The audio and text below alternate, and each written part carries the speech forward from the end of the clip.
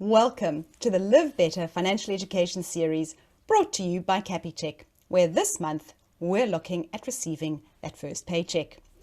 Now, in the last video, we looked at the discipline of saving. But apart from saving, the most important discipline you can instill is to immediately start keeping a budget.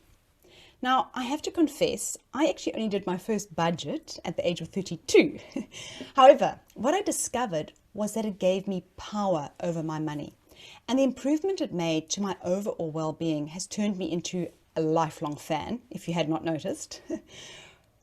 Basically, once you've recovered from the shock of how much of your salary goes to tax, you then need to look at your take-home pay and decide how you're going to allocate that.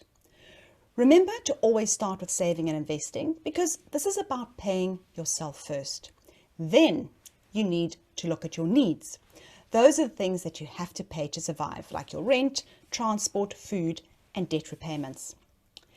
Now, many young people also have an obligation to help their family, and it's important that this is included in your budget.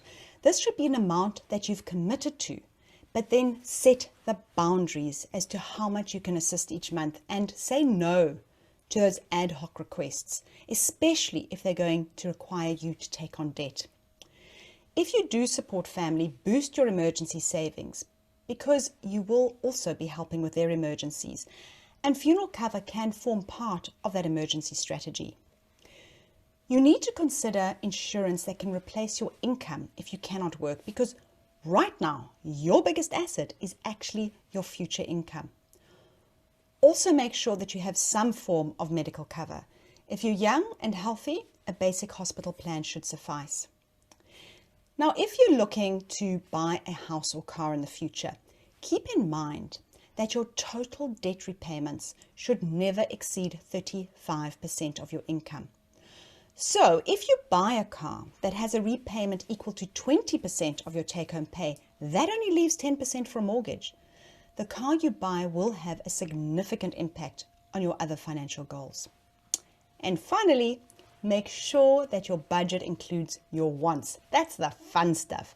Entertainment, eating out, treats you enjoy, really nice clothes. It's okay to spend on yourself as long as it's money that you've allocated and you're not spending on credit.